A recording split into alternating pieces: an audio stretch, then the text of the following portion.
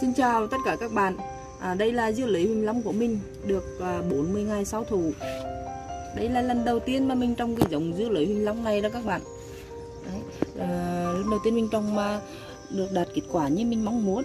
Các quả đều to đều và đẹp, rất là to các bạn. Và sau đây thì mình xin chia sẻ với các bạn quá trình trồng dưa lưới của mình từ khi làm đất cho đến khi làm gieo hạt và đến khi thu hoạch luôn. Vì video nó quá trình để trồng dưa lưới nó rất là dài cho nên mình sẽ chia ra làm hai phần. Đó là phần thứ nhất là mình sẽ chia sẻ cho các bạn cách trộn đất để trồng dưa lưới như thế nào cho nó hiệu quả và đơn giản, tiết kiệm nhất có thể. Và video thứ hai nữa là mình sẽ chia sẻ cho các bạn cách ươm hạt và chăm sóc cây từ khi cho đến khi thu hoạch.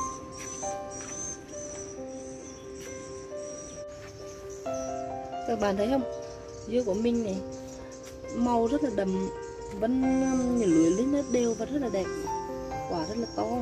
Như quả của mình trồng đây là 3 kg đó các bạn. Và sau đây thì mình sẽ chia sẻ quá trình trồng nhé.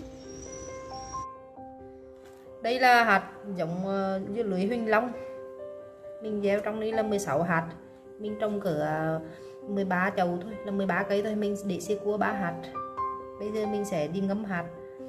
Mình ngâm hạt với tỷ lệ là 2 sôi 3 lần, 2 nước nóng và 3 nước lạnh. Ấm thôi, mình cỡ nóng 40 độ là được. Sau đó mình ngâm hạt 6 tiếng.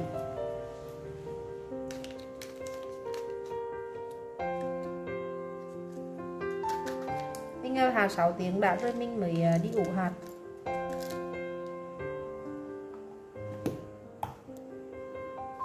Khi mình ngâm nước ấm được 6 tiếng thì bây giờ mình sẽ ủ.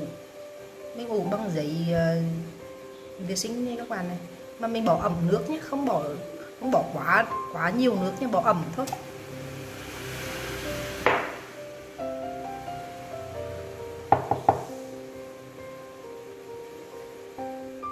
Mình ủ cỡ 2 ngày là nó đứt mâm ra rồi.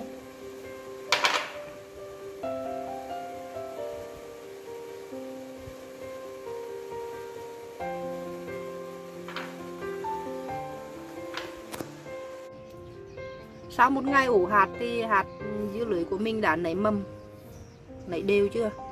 Đấy. Bây giờ mình sẽ đi gieo hạt. Đất để gieo hạt á, là có sơ dưa đã xử lý và phân đùn quế. Mình trộn với tỷ lệ là 7-3, 7 sơ dưa và 3 phân đùn quế.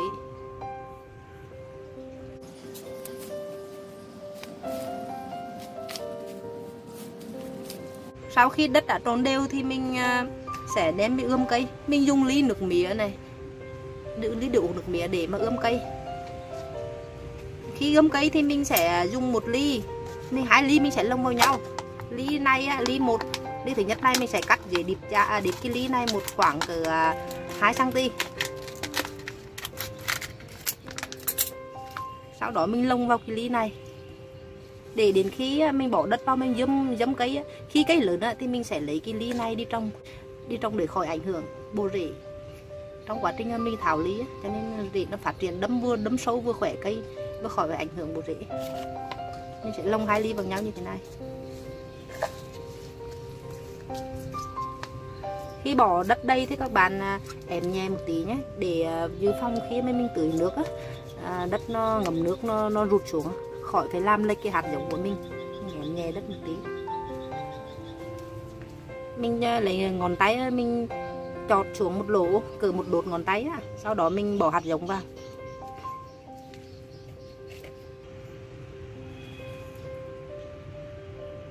Mình sẽ cắm cái mâm này xuống. Mình sẽ cắm xuống như thế này. Sau đó lấp đất lại và dùng cái vòi phun sương để tưới ẩm.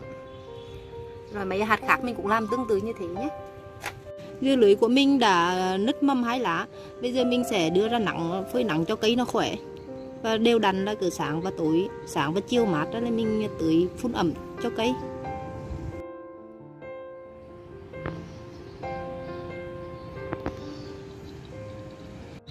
Cây con dưa lưới của mình cũng đã lên được 3 lá thật rồi.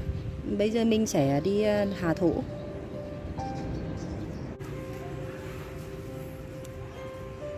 Trước khi chuẩn bị trồng thì mình sẽ bỏ một nắm phân trùng quế ở dưới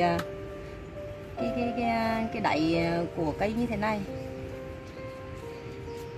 Sau đó mình trồng cây vào.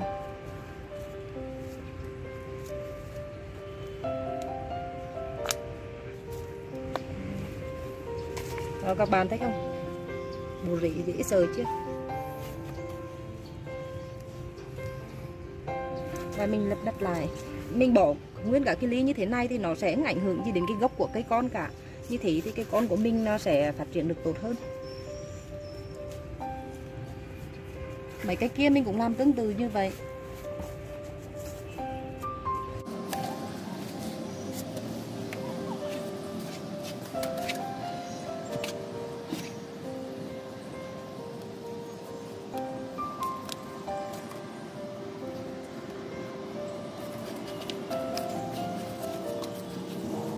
Sau khi hạ thổ xong cây con thì mình sẽ phủ rơm lên trên bề mặt đất để chống nóng cho cây.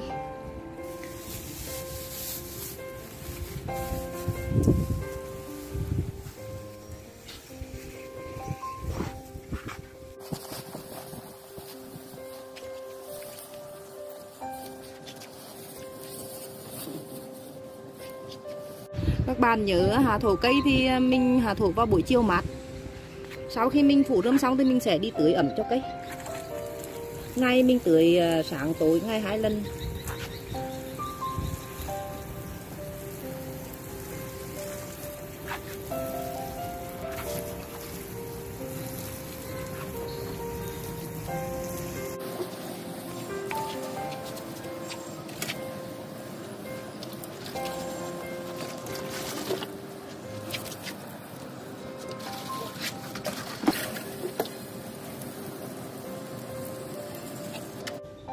Khi dưa lưới của mình lên 8 đến 10 lá thật thì mình sẽ bón bổ sung NPK, một nắm NPK pha loãng cho nó để thúc cho cây phát triển nhanh.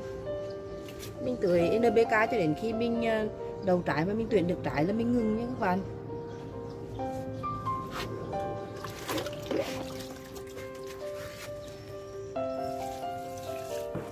NPK các bạn pha cho loãng nhé. Để cuối tuần mình tưới một lần.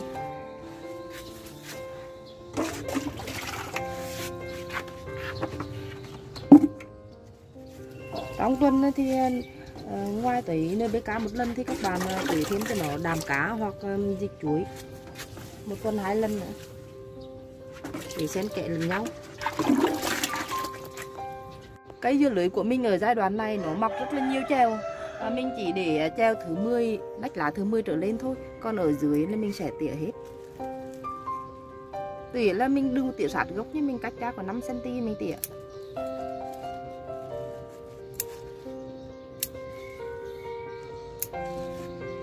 Hôm nay cây dưa lưới của mình có một cây bị côn trùng nó chích này các bạn này. Nó chích chạy mủ, chạy đổ thân cây ra. Bây giờ mình sẽ đi bịt vôi vào cho nó. Mình lấy một nắm vôi xong cái mình pha với một tí nước trở thành dẻo dẻo như thế này. Mình sẽ bôi vào cái vết thương cho nó để tránh nó xì mủ ra. Nếu xì mủ nó chảy cả thân tôi nhiều. Nếu các bạn bôi thì sẽ bị hư cây đấy. Đó, mình bôi vào vết thương cho nó luôn.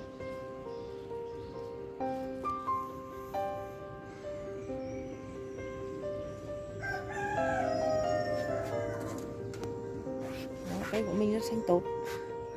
Nhân tiện mình khoe cái ớt của nhà mình. Các bạn thấy cái ớt của mình dễ thương. Nhìn đã dễ sờ luôn.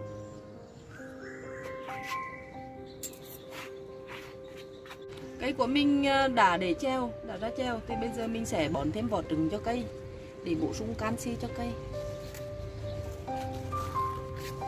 Nếu các bạn có vỏ trứng thì các bạn thỉnh thoảng tưới nước vôi trong cho cây nhé.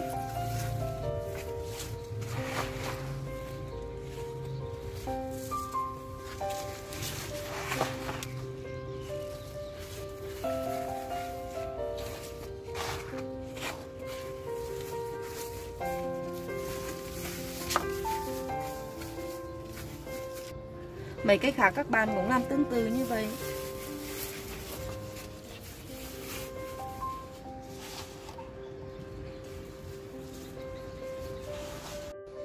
Dưa của mình bây giờ mình đã để treo lên các bạn này. Mình để treo ở nách lá thứ 10 trở lên.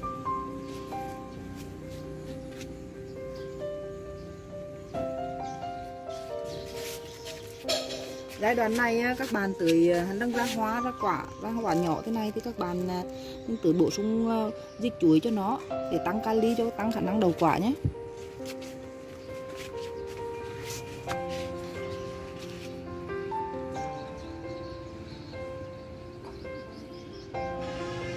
Cây của mình đã ra hoa cái rồi này các bạn này. Bây giờ mình sẽ đi thụ phấn cho cây. Cây của mình treo ra, mình để treo thứ 10 trở lên. Mình sẽ đi thụ phấn nữa. Các bạn nhớ là thụ phấn vào buổi sáng sớm.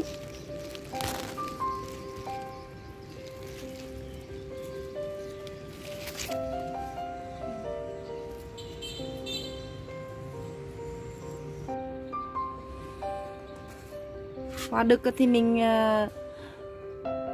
gửi như thế này này các bạn này. Đó. Sau đó là mình sẽ thụ phấn là mình sẽ xoay tròn cái nhúy vào nhúy hoa cái, mình xoay tròn để cho mai một trái cho nó tròn đều.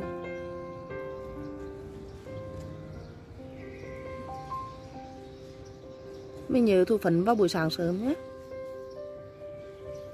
Sau khi thụ phấn xong cho cây ấy, thì như cái nhách, như cái treo của mình như thế này ấy, thì mình chừa lại 2 lá đến từ trong ra từ 1, 2 và mình cắt từ đây.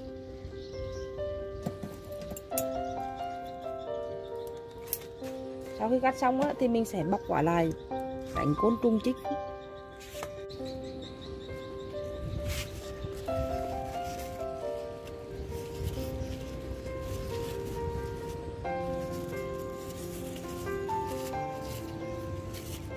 Nếu các bạn trồng ở trong cái nhà lưới á, thì không cần phải bọc, như mình ở đây thì mình trồng ngoài trời chứ mình phải bọc để tránh ruồi vàng.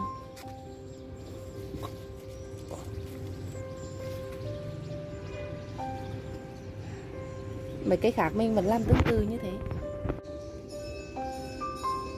Giai đoạn này các bạn nhớ phun phong cho cây tuần 1 lần bằng các cái dung dịch như rượu gừng tỏi ớt hay là các cái dung dịch trừ sâu sinh học để phòng bọ trĩ, nhìn đỏ và rệp xanh cho cây. Dưa lưới của mình sau khi thụ phấn thì mình sẽ bọc lại như thế này này các bạn. Đấy. Mình bọc như thế này kẻ côn trùng nó chích hư trái. Dưa lưới trừ thành dưa bao.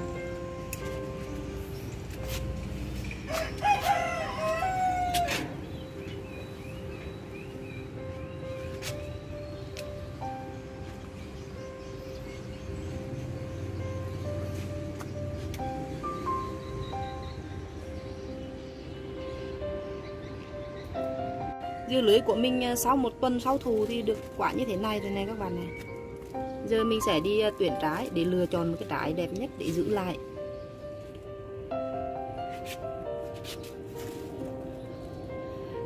Dưa lưới thì mình sẽ lựa chọn một cái trái đẹp nhất. Đối với mình thì mình thích lựa chọn ở cái nách treo 12, 13 thôi. Nếu mình để ở cái treo mà ở gần gốc thì quả nó ngon nhưng đều nhỏ. 2 quả này thì mình sẽ lựa cái quả này đẹp hơn này, mình giữ lại. Còn quả này hơi bị vèo vèo tí cho nên mình sẽ cắt đi.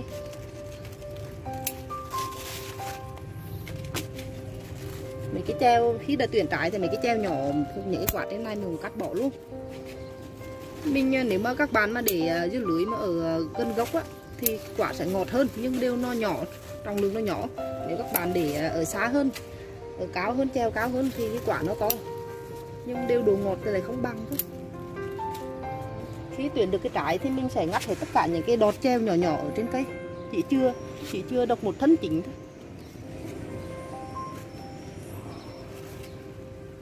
Sau khi mình tuyển được cái trái mình mong muốn thì mình sẽ treo lên như thế này. Treo như thế này kẻ nặng, khi nó quả lớn nặng nó sẽ bị gãy, cho nên mình treo như thế này. Còn ở phía dưới gốc thì mình cắt tỉa bớt lá đi cho cái gốc nó thoáng. Cắt tỉa vừa vừa thôi các bạn, không có cắt nhiều quá nhé, cắt tỉa vừa như thế này. Rồi mấy cây tương tự, mấy cây khác các bạn làm tương tự như vậy.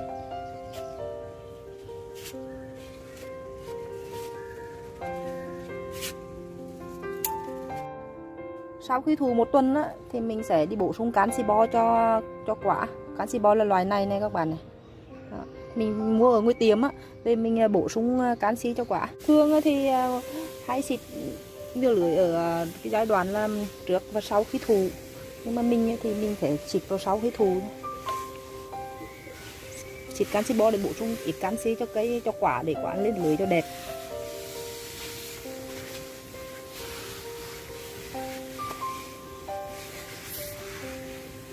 Bó này, xịt canxi bo này thì các bạn nhớ xịt vào buổi sáng sớm. Sau khi xịt xong và để ráo thì mình sẽ bọc cái quả này lại, bọc quả lại kẻo tránh côn trùng chích ấy. Sau khi mình tuyển trái xong á, thì mình sẽ bổ sung thêm phân cho cây. Một cây dưa lưới như thế này thì mình bón 1 kg phân trùng quế hoặc phân bò khoai mục, hoặc là phân gà các bạn đã ủ khoai mục. Giai đoạn này á, từ khi mình tuyển trái xong á, thì mình sẽ ngưng lại, mình không bỏ đến NPK nhé. Mình chỉ dùng những cái phân hữu cơ mà mình tự ủ như đạm cá, dịch chuối hay là phân là bã đậu tương hoặc đó, thì mình tưới cho con, mình không dùng NPK nữa. Mình chỉ sử dụng cho NPK trong giai đoạn cây đang phát triển để cho cây nó mạnh, nó khỏe rồi thôi. Chứ khi có quả rồi thì mình sẽ tưới toàn phân hữu cơ.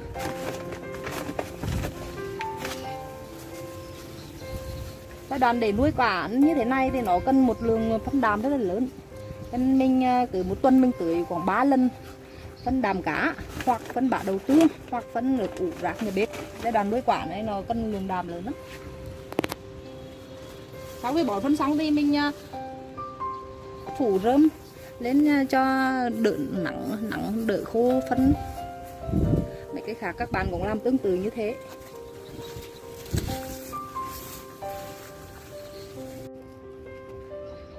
Đây, dưa đã được 2 tuần sau khi thu phấn. Được như thế này đây các bạn.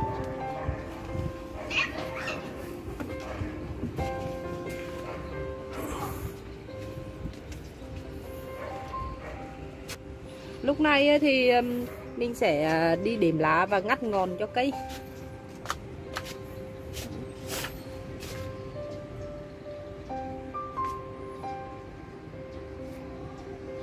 Cây nó cao quá rồi mình sẽ ngắt ngọn để tập trung dinh dưỡng để nuôi quả.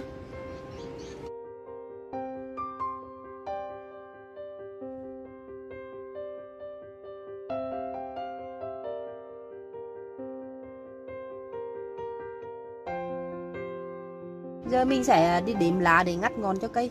Mình sẽ đếm lá từ bắt đầu lá mình để là lên tới ngọn là 28 lá là mình sẽ cắt, mình chưa 28 lá thôi để mà nuôi quả và nuôi cây thôi. 2, 4.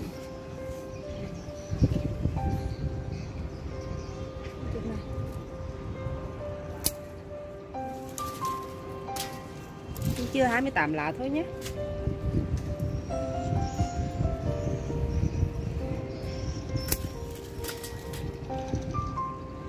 Cây của mình nó tốt dễ sợ. Mấy cái cây khác các bạn cũng cắt tương tự như vậy nhé. Giai đoạn này mình vẫn cứ là bón đều đặn cho cây 3 tuần 3 lần. Cả cái loại dòng phân nước cho dễ hấp thụ là giàu đạm để cho cái quả nó nhanh to. Cái loại dòng phân hữu cơ mà mình tự ủ ấy, như đạm cá hoặc là bã đậu tương hoặc là nước ủ rác nhà bếp đấy, các bạn cứ đều đặn tới tuần 3 lần nhé. Dưa của mình sau 25 ngày thu phấn này các bạn. Giờ nó đã lên lưới rồi. Dễ thương không? Giai đoạn này thì các bạn vẫn cứ bón các cái dòng phân giàu đạm nhé.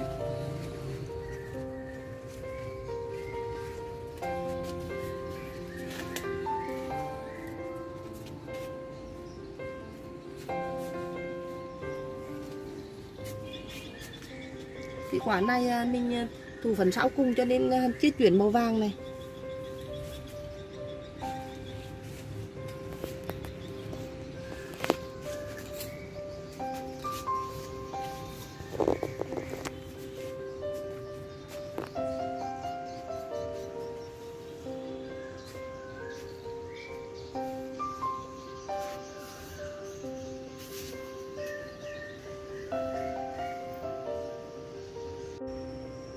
Dưa của mình đã được 35 ngày sau thu phấn này các bạn này.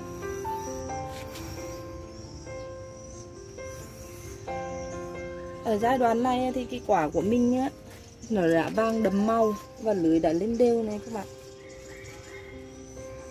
Giai đoạn 35 ngày này thì mình vẫn đang tưới dịch chuối cho cây thường xuyên hàng ngày để tăng độ ngọt cho cây. Đối với dưa lưới thì 30 ngày sau thu á, thì các bạn bắt đầu tưới dịch chuối rồi.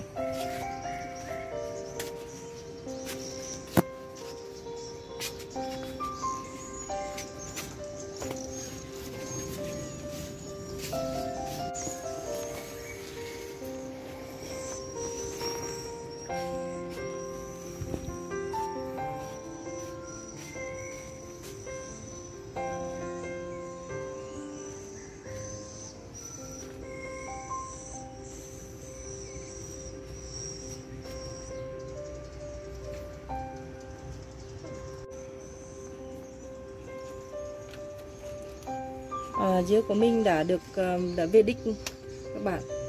Hiện tại là được 45 ngày. Ở cái giai đoạn này thì mình sẽ bắt đầu cắt nước. Mình cắt nước 2 đến 3 ngày rồi mình mới thu hoạch nhé.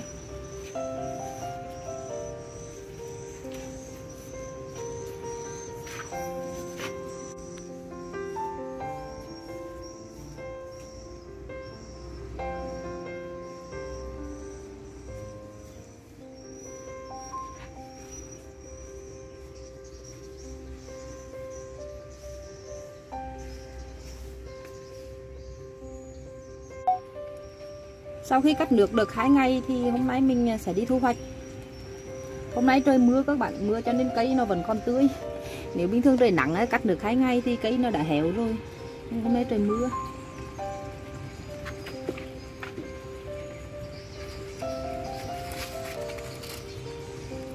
Thu hoạch quả này.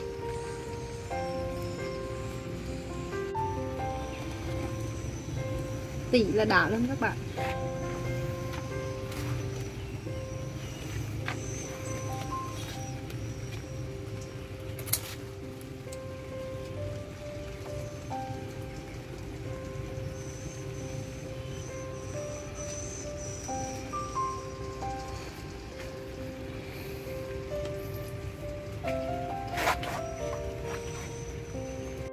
Và đây là thành quả sau 3 tháng, gần 3 tháng trồng dưa của nhà mình. Để trồng dưa có hiệu quả thì ngoài cách làm đất rồi cách chăm sóc cây thì các bạn còn lưu ý đến là quá trình tuyển chọn hạt giống các bạn. Các bạn nên mua hạt giống có uy tín và đảm bảo chất lượng. Rồi chúc các bạn có một vụ dưa thành công. Cảm ơn các bạn đã theo dõi và ủng hộ. Tạm biệt các bạn.